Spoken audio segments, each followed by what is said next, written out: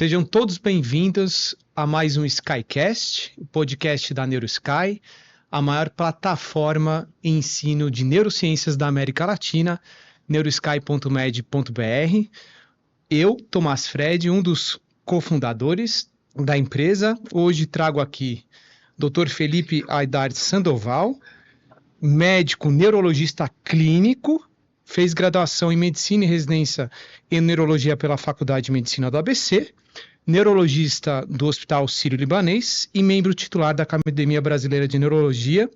Grande amigo. Verdade. Muito obrigado pelo convite, por ter aceitado esse convite, Felipe. Eu que agradeço, Seja Tomás. bem-vindo a mais um SkyCast. Muito obrigado. Vai ser proveitoso. Vamos em frente. Hoje, Dr. Felipe, temos um tema muito interessante, um acrônimo LANS, para quem nunca ouviu falar, para quem está ouvindo aí no rádio, LANS, L-A-N-S, que foi descrito recentemente, né? O que é LANS, Dr. Felipe? Como que ela foi descoberta e por que tem chamado tanto a atenção nos últimos anos? Vamos lá. LANS é um acrônimo novo, recém-proposto, em 2024, por um grupo da Mayo Clinic, que a tradução seria Síndrome Neurodegenerativa Amnéstica relacionada ao sistema límbico. Certo. Tá? Portanto, parte por parte. O que é síndrome? Para relembrar. Síndromes são conjuntos de sinais e sintomas, porém comuns a diferentes patologias, comuns a diferentes doenças. Para quem não é familiarizado com esse conceito, por exemplo, síndromes febris. Existe um grupo de doenças diferentes que levam a mesma sintomatologia, né?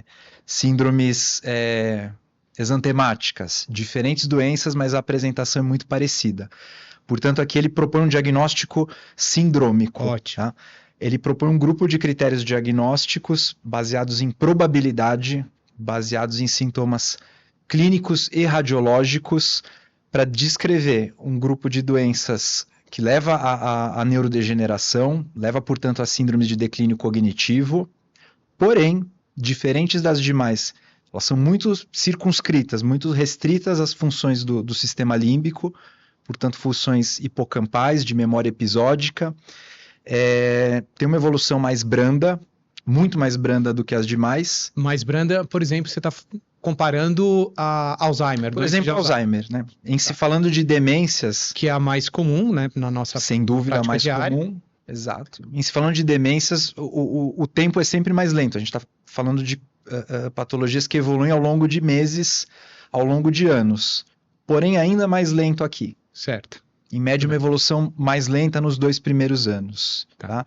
E diferente também do Alzheimer, mais uma vez, muito circunscrita, muito restrita à memória episódica e alguns poucos outros domínios que a gente vai citar, mas poupando outros domínios cognitivos, poupando, por exemplo, linguagem, poupando visoespacial, funções executivas, etc. Então, por isso que ela ganha esse nome do sistema límbico. Por isso que ela ganha esse nome do sistema límbico, certo, né? Tá. Você que gosta de etimologia, límbico de limbo, né? Limbo. Limbo é a fronteira, fronteira do córtex com o tronco, compreendendo, portanto, amígdala, amígdala e hipocampo. Exato. Muito bem.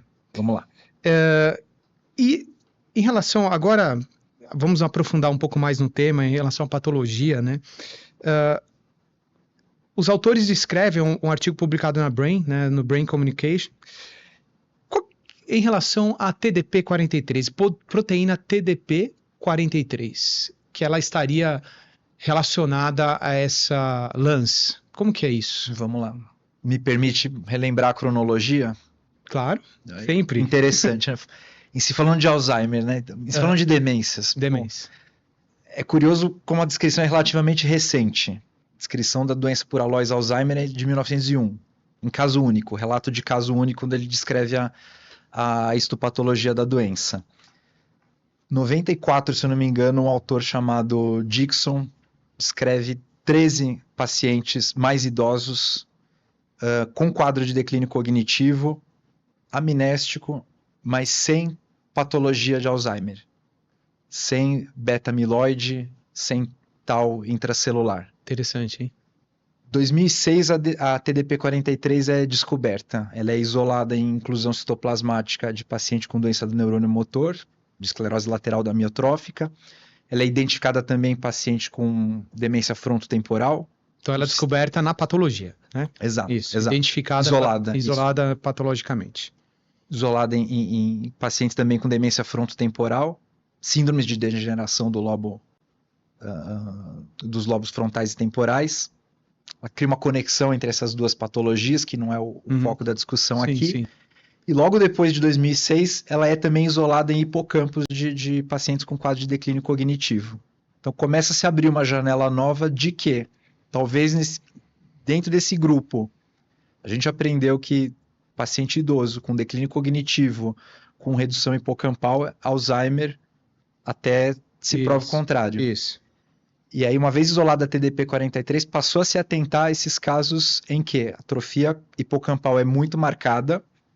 Eu tenho TDP-43 se isola no estudo pós-mortem, né, no imunistoquímico, e que aparentemente o papel da patologia Alzheimer, papel do beta-amiloide, papel de tau, é muitíssimo menor. Tá? Se propõe o termo, em 2019, se eu não me engano, Leite, esse acho que já um pouco mais corrente, né?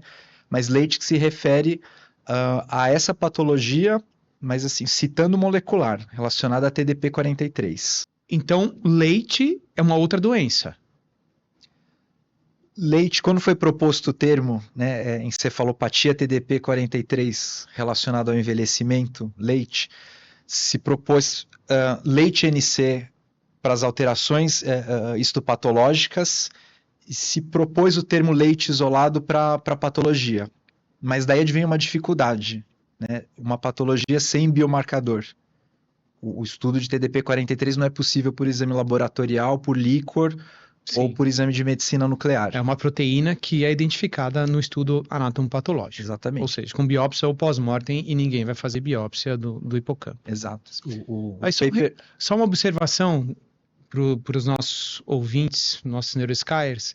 Interessante, né? Porque nós temos a proteína TDP-43, ela é identificada não só na patologia que nós estamos falando aqui, que nem você citou agora o Leite, e também no nosso tema de hoje no LANS, né? Que é uma síndrome que engloba, mas também em outras doenças, né? Que nem você citou aí. DFT, neuromotor, né? Então, assim, é uma proteína que está presente em doenças diferentes, né? Em síndromes diferentes. Muito interessante isso. Esse mundo das demências é complexo também por conta disso, né? Que doenças neurodegenerativas diferentes podem ter, assim, às vezes, resultados patológicos com algumas proteínas semelhantes, vamos falar assim. Né? Mesmo agente molecular, mas levando a cenários muitíssimo diferentes. Por isso que o mundo das doenças neurodegenerativas é muito desafiador, né, Felipe? Concordo. TDP-43 é uma proteína comum, intranuclear. A gente tem isso em diversos tecidos humanos diversos, mas na forma patológica ela fosforila e ela migra para o citoplasma, ela migra para extranúcleo, né? As síndromes neurodegenerativas em particular, a gente fala muito em proteína, uma palavra que acho que não tem uma tradução exata, que é o misfold, é a dobradura errada, aquele exemplo clássico que para uma proteína exercer de modo adequado sua função, ela necessita da forma correta. O exemplo do origami dobrado do modo correto. Certo. Dobrado do modo incorreto, a proteína é a mesma, mas ela passa a acontecer a proteinopatia. Aí vem a doença, aí vem patologia. E eu tenho que fazer uma pergunta.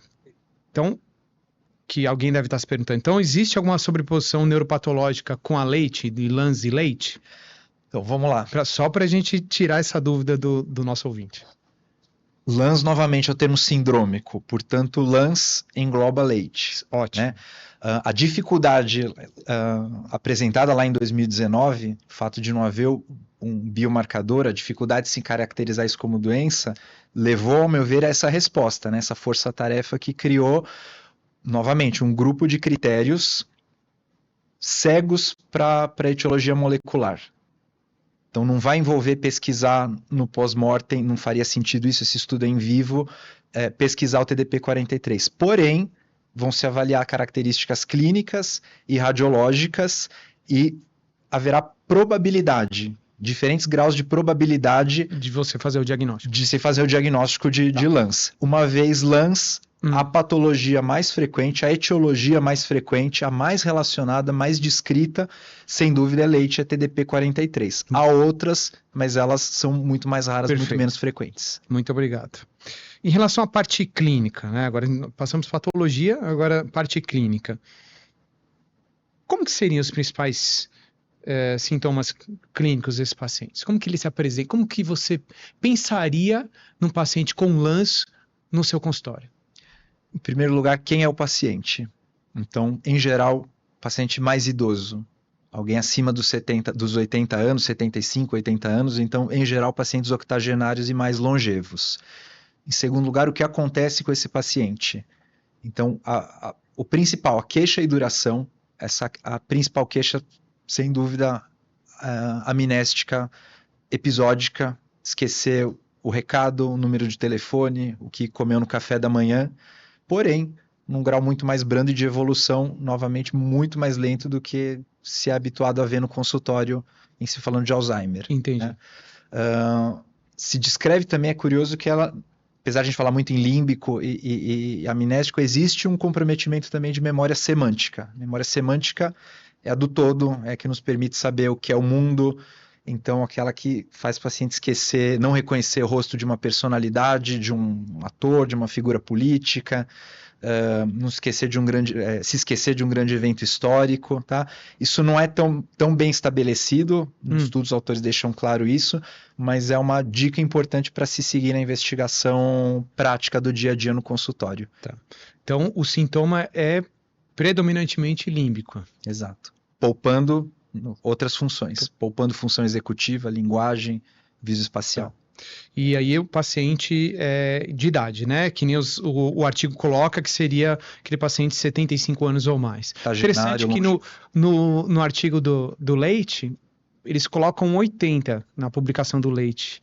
E agora no LANS eles botam para 75. Interessante isso, né? O LANS colocou um ponto de 75 na hora de se estruturar o estudo, mas também deixa bem claro que esse não é um corte, esse não é um corte absoluto. É um guia. Uma referência. É uma referência. Tá. Pode ser mais ou menos, né? Certo, muito interessante. Então agora, passando para o diagnóstico, eu vou enfatizar nisso, tá?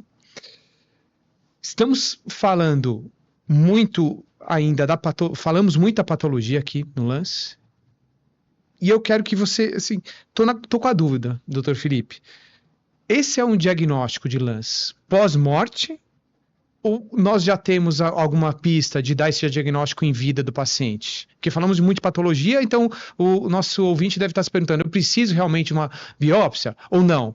No consultório, como é que eu vou fazer? O que você fala pro colega que acabou de se formar, tá terminando a residência aí, tem poucos anos de experiência, não é igual a você?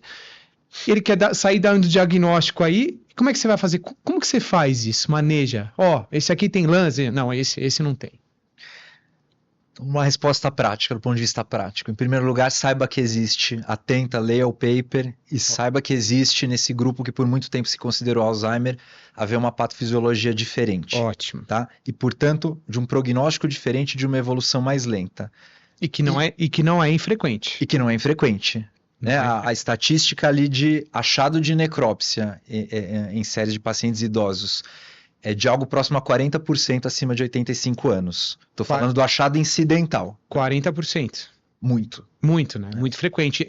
Por isso que é importante a idade do paciente. Sem dúvida. Aumenta a chance dele ter esse achado na patologia conforme ele aumenta a idade. E muda em parte sua orientação, seu prognóstico, planejamento de vida do paciente, da família, etc. Então, só uma observação. É muito importante sem dúvida, nós termos conhecimento que não é só DA, agora nós temos uma patologia também bem frequente nesse grupo.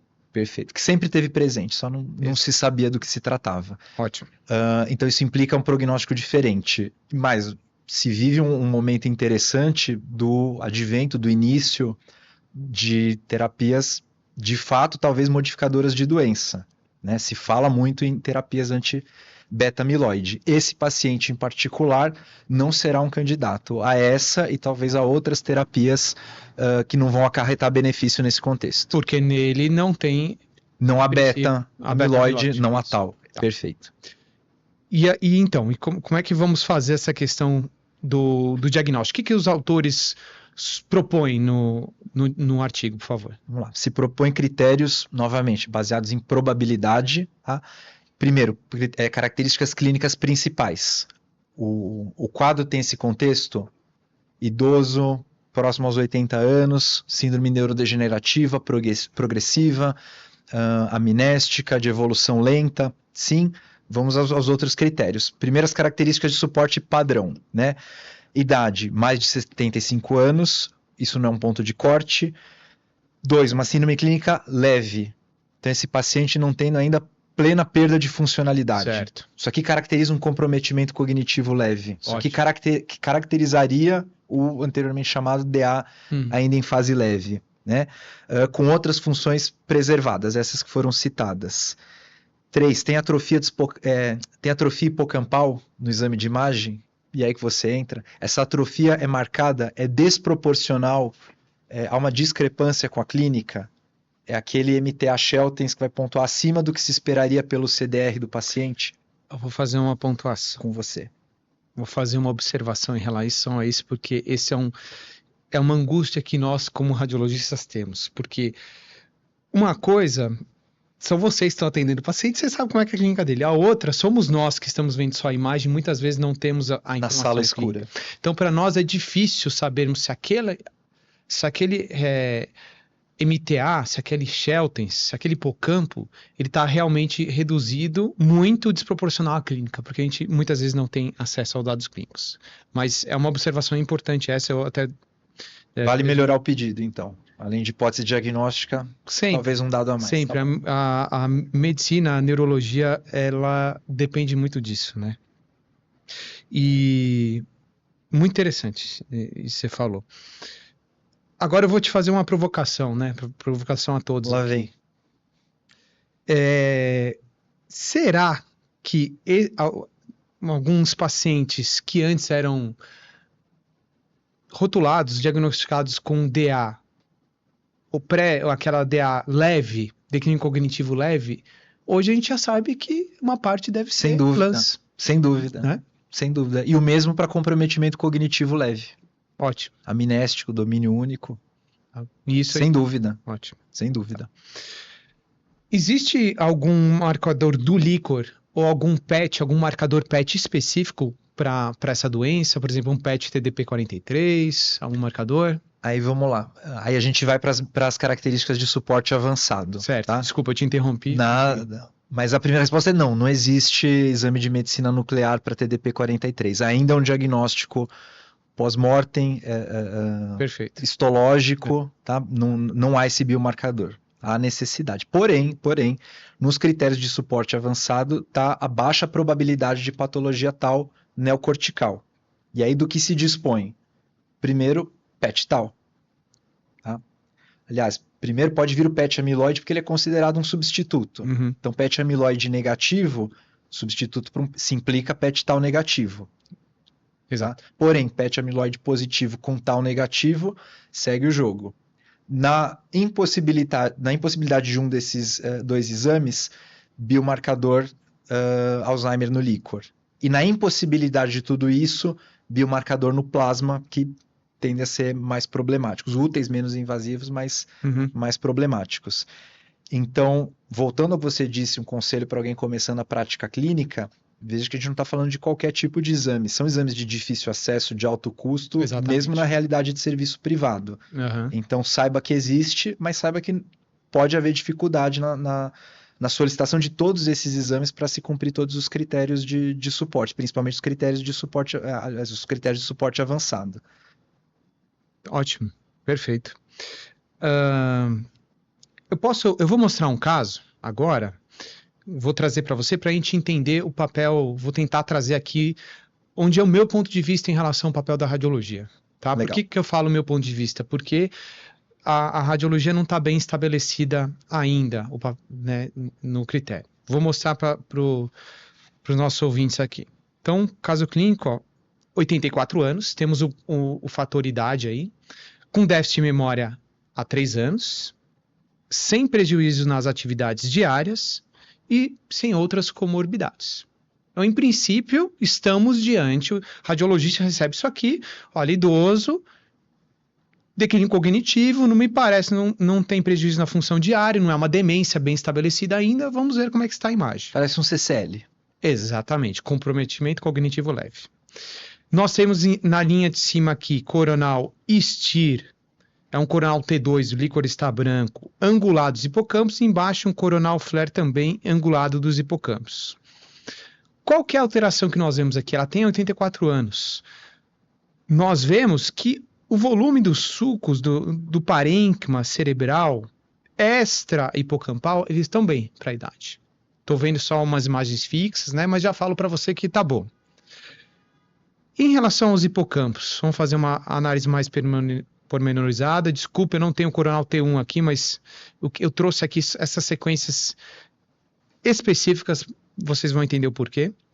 Então nós temos o hipocampo direito com volume bom, minha análise qualitativa, eu estou fazendo minha análise visual do MTA, tá bom para 84 anos. Quando eu for para o esquerdo, eu já vejo que ele tem um volume reduzido. Tá?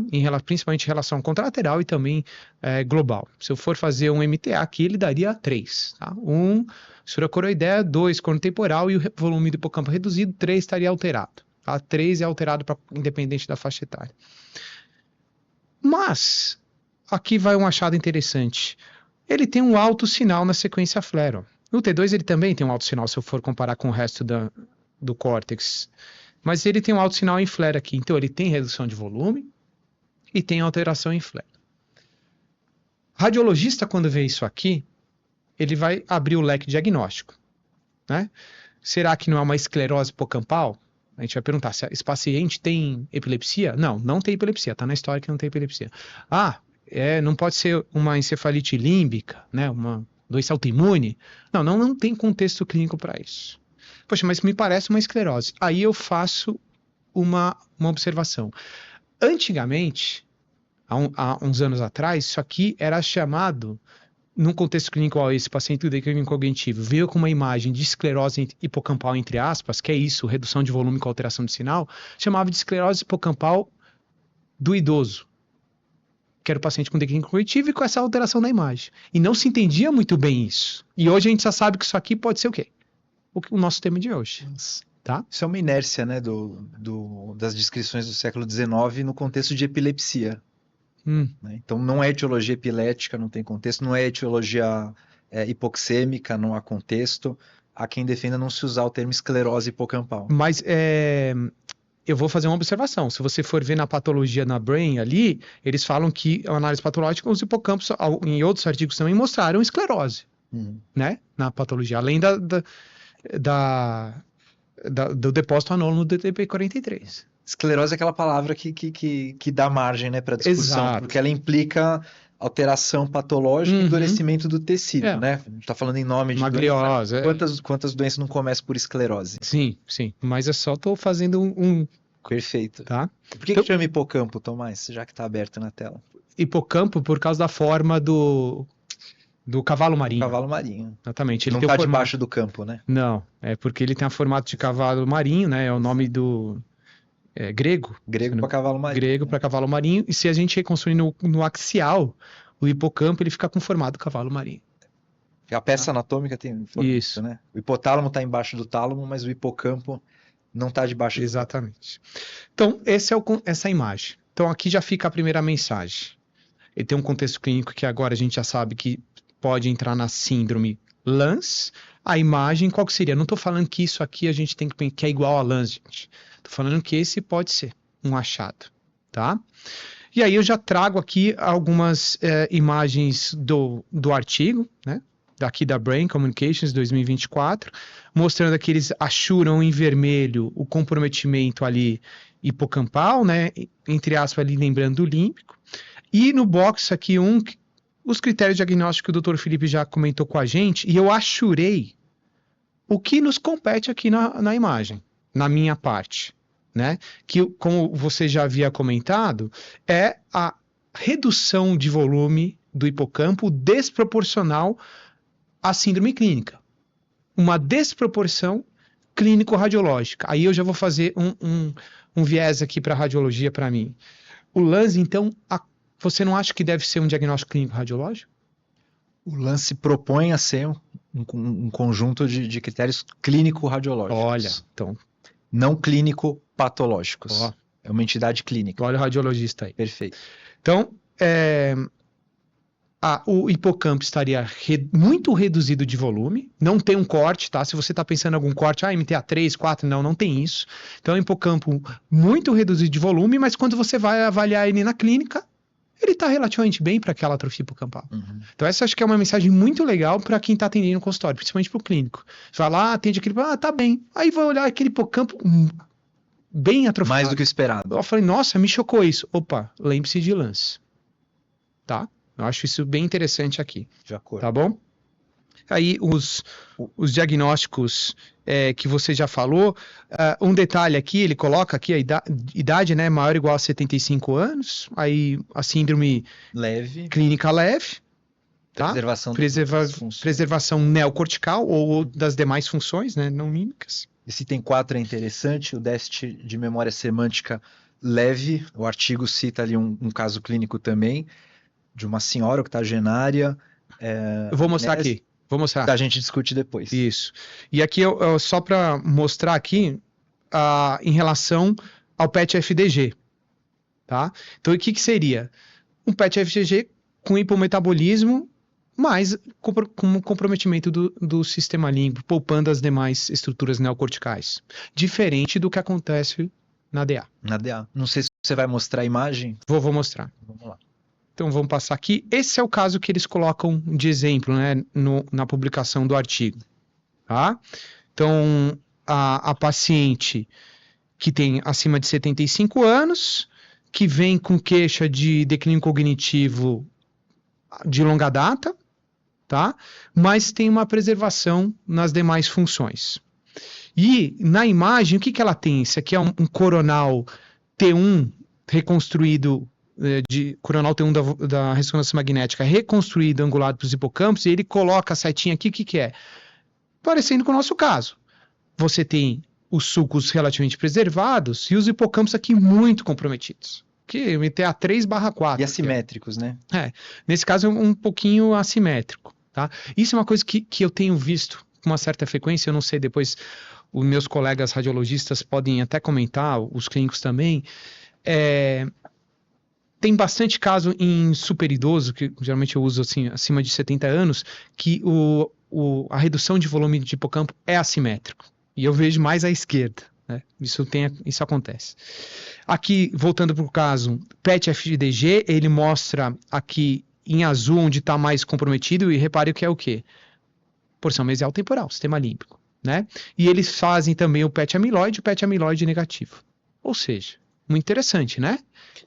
Paciente com atrofia hipocampal marcada, redução volumétrica hipocampal marcada, aquele contexto clínico mais arrastado, relativamente preservado, PET-FDG comprometido ali límbico e PET-amiloide negativo. É interessante porque ele dá o detalhe ao qual ele chama atenção do déficit de memória semântica. Então essa senhora, além da perda de memória episódica, ela erra fatos mundanos ali, ela cita o 11 de setembro, ela erra o nome do prédio, ela diz outro que não o World Trade Center, né? E enquanto os exames avançados, os exames de suporte avançados não haviam sido realizados, ela tem uma pontuação mais baixa no Lance. Tá? À medida que eles foram realizados, né, à medida que a gente vai para um PET amiloide negativo, ela pontua, se eu não me engano, a mais alta probabilidade. Certo. Então é isso que o Lance se propõe, uma acurácia diagnóstica baseada no contexto clínico e radiológico, ainda sem a histologia, ainda sem o estudo molecular, porque ele ainda de fato não existe. Certo.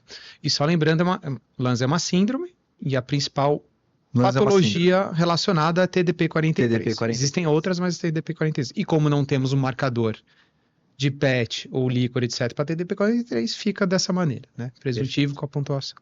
E aqui eu coloco uma imagem de um outro artigo, um artigo de revisão de demências, mas eu trouxe porque nesse caso aqui, se você for ver, é um artigo de 2023, então ele é pré-publicação do Lance, desse da Brain Communications. E o que ele mostra? É um paciente que vem com declínio cognitivo, né? não entra especificamente aí tão detalhadamente como é esse declínio cognitivo. Mas é interessante que ele faz a ressonância magnética aqui do lado direito, T1, angulado dos hipocampos, uma redução de volume muito importante do hipocampo, MTA4 aqui na minha opinião, tá? Desproporcional à redução volumétrica das demais estruturas dos hemisférios cerebrais, então uma redução muito importante de hipocampo. Aí ele faz o PET-tau negativo. E PET amiloide também negativo. E aí os autores presuntivamente dão um diagnóstico de uma leite, tá? Por quê? Porque se você tem PET amiloide negativo, e tem muita atrofia hipocampal, com declínio, com uma síndrome amnésica, eles supõem que então o diagnóstico é de leite. Por quê? Porque, voltando, nós não temos marcadores ainda de PET Perfeito. ou de líquor, tá? Mas nesse caso, a gente poderia abrir mais ainda, expandir e falar que é LANS, que engloba o tau e as outras demais patologias. Isso é bem interessante porque é o que se fez e o que se faz ainda há muitos anos, mesmo em se falando de Alzheimer. Hoje se dispõe de biomarcador, tanto por exame de medicina nuclear, tanto por avaliação no líquor e no plasma, mas ainda a maioria dos casos o diagnóstico é clínico, há critérios clínicos bem estabelecidos. Certo. Eu acho que é isso que Lanz propõe. Finalizamos o caso, agora eu vou voltar para você. Agora que discutimos patologia, clínica e imagem. Dr. Felipe, por que você acha que a LANS, na minha opinião, minha humilde opinião, ainda é subdiagnosticada? Primeiro, como se expôs aqui, ela é de descrição recente, né? Muito recente. Segundo, essa problemática que os critérios se propõem a auxiliar, né? Agora, de fato, se passa a ter critério diagnóstico. Ótimo. Baseado, de novo, em probabilidade. Quando se defendeu o uso da expressão leite em 19 TDP-43, ele cita que ainda não... Cita essa dificuldade, não há biomarcador, não há diagnóstico, tá? E ela, como a gente também colocou, sem dúvida, é muito prevalente e incidente. Ela estava oculta sobre tudo isso que se imaginava ser apenas Alzheimer. Ou né? seja, Mas precisamos falar mais sobre.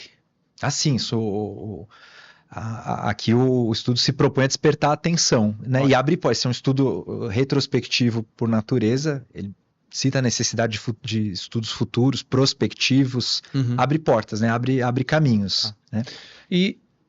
Mas você não acha? Para mim, me parece ainda. Eu sou radiologista, mas eu acho que às vezes não deve ser fácil você fazer a distinção entre um Alzheimer, por exemplo, e um LANS no seu consultório. Não deve ser fácil isso.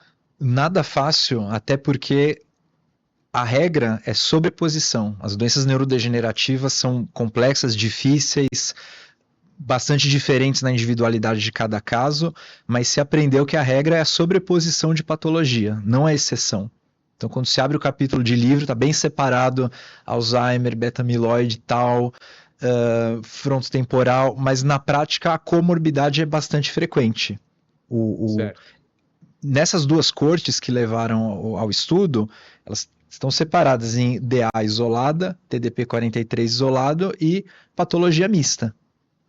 Tá? Então, no mundo real, vai haver sobreposição sem dúvida, tanto da causa base, tanto das diferentes etiologias moleculares, tanto dos sintomas clínicos. E é interessante que eles apontam esses critérios no grupo misto, no grupo que provou haver duas patologias. Então, eles descreveram pacientes com patologia TDP-43 e depósito amiloide, emaranhado neurofibrilar. Exato, e misto. Certo. Né? O que se descobriu, claro, posteriormente na necrópsia. Mas nesse grupo misto, dentre esses pacientes, quem tinha uma probabilidade maior, LANS, tendia a seguir o curso clínico semelhante.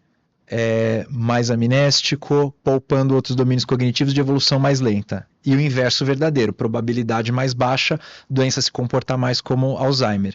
Então parece que mesmo apesar de haver a possibilidade nada infrequente de duas patologias, esse critério também ajuda a te demonstrar qual é a patologia mais impulsionadora da doença, mesmo diante de uma etiologia mista. Certo. Então, aí é um ponto para vocês, né? Porque quem vai dar o diagnóstico é a clínica, né? O neuroclínico bem formado e experiente, ele que vai geralmente dar o diagnóstico, na grande maioria dos casos. Essa é uma angústia que nós vivemos na radiologia. O paciente chega lá com declínio cognitivo, doença degenerativa, demência a esclarecer, e o radiologista, pelo padrão de imagem, sempre quer dar o diagnóstico, achar que sabe alguma coisa. E muitas vezes nós erramos, né? Eu digo que tudo é uma peça do quebra-cabeça. Perfeito, concordo. Então o todo, a junção das partes, a interpretação correta das partes é o mais adequado, né? Tem um ditado antigo que se você viaja só olhando para a bússola, uma hora você afunda no pântano. Perfeito, perfeito. Por isso que a medicina hoje, mais do que nunca, eu acredito muito nisso, a medicina bem feita é a multidisciplinar, né? Sem dúvida. E em relação à parte terapêutica, existe algum tratamento? Você acha que não existe nada publicado para terapêutica ainda, se nós não temos como diagnosticar, é só um teste clínico, em princípio, né? O diagnóstico é mais clínico. Se a gente não tem nem marcador molecular, acho que terapêutica vai ser difícil. Nada publicado. É algo novo, né? Sem dúvida, há muita gente usando anticolinesterásico. Certo, porque pelo diagnóstico de Alzheimer. achava que era um DA. Exato. Mas o trabalho também deixa bem claro, os autores pontuam que ele não se propõe a falar em tratamento, não se põe a investigar terapêutica. Obrigado por pontuar isso. E agora estamos chegando ao final dessa discussão muito interessante. Eu vou abranger um pouco, vamos sair de lances. Como que você vê, na sua opinião, como você enxerga o futuro das demências hoje, né? Porque, assim, mais uma tá no pacote. Você acha que vai mudar, evoluir muito ainda? Tem muita demência ainda que nós não conhecemos ainda. Como que você vê o futuro? Porque para mim é muito difícil, para nós radiologistas, né? Para tentar diferenciar uma síndrome neurodegenerativa pelo padrão de imagem não é fácil. Aí você me coloca mais uma no bolo. Poxa, só quer deixar o radiologista mais preocupado ainda? Mas é exemplo de tudo que foi colocado aqui, acho que abre portas, né? Abre portas para novos estudos, para novas terapêuticas, portanto, todas as síndromes demenciais, claro, destaque para a doença de Alzheimer, mas são bastante prevalentes. Nosso país tem uma população em envelhecimento, isso mudou bastante nas últimas décadas. Eu não conheço ninguém que não tenha um caso de familiar, amigo ou alguém próximo com demência. Então, diria que é um problema de todos, né? É muito interessante ver esses novos caminhos, grande parte deles vindo dos estudos moleculares, né? 2006, TDP-43, eu e você cursávamos o 4º ano. Exato. Isso simplesmente não se sabia, não se existia. Tá? Tenho esperança que sim. A gente vive um momento interessante das novas terapêuticas, né, anti-beta-amiloide para Alzheimer, são tempos interessantes. É um campo da neurologia que tem avançado, né? Não tem como negar que tem avançado e é um campo aí promissor, tanto do ponto de vista, acho que, diagnóstico e terapêutico, né? É uma necessidade. Porque, como você falou, a população está envelhecendo. Né? E nós estaremos lá também um dia. Tomara. Então é isso, muito obrigado. Dr. Felipe, de novo, já havia participado aqui conosco do Skycast. Verdade. Né? Não é a primeira vez. Quem não ouviu o nosso primeiro Skycast do Dr. Felipe sobre o aducanumab, né? Foi logo que lançou a primeira droga. Verdade. Terapêutica anti-amiloide. Não está mais, né? Foi recusada, mas agora já tem uma outra aprovada. E vale a pena ouvir porque está bem contemporâneo ainda. Merece ser atualizado. Falamos sobre LANS, uma síndrome neurodegenerativa amnéstica, né? E que é um termo umbrella, né? Um termo guarda-chuva que engloba mais de uma patologia. Perfeito. E a mais frequentemente relacionada é TDP-43. Exato. Tem um padrão de evolução clínica mais lento, né? Tem uma imagem que pode nos dar pistas, comprometimento hipocampal desproporcional. Os outros estudos marcadores, não existe nenhum específico, mas, por exemplo, um PET predominando comprometimento mesial temporal, dentro do contexto clínico específico. Né? Então é isso, muito obrigado, agradeço imensamente você ter participado aqui conosco do Skycast. Eu que agradeço, bastante. Quem não conhece ainda quem não nos segue nas redes sociais, siga neurosky.med, nossa plataforma neurosky.med.br, conteúdos exclusivos, única plataforma em neurociências desse tipo na América Latina. Recomendo, gente. Vai ser útil para a prática clínica e para o aprendizado. Vamos em frente. Muito obrigado, até a próxima. Obrigado.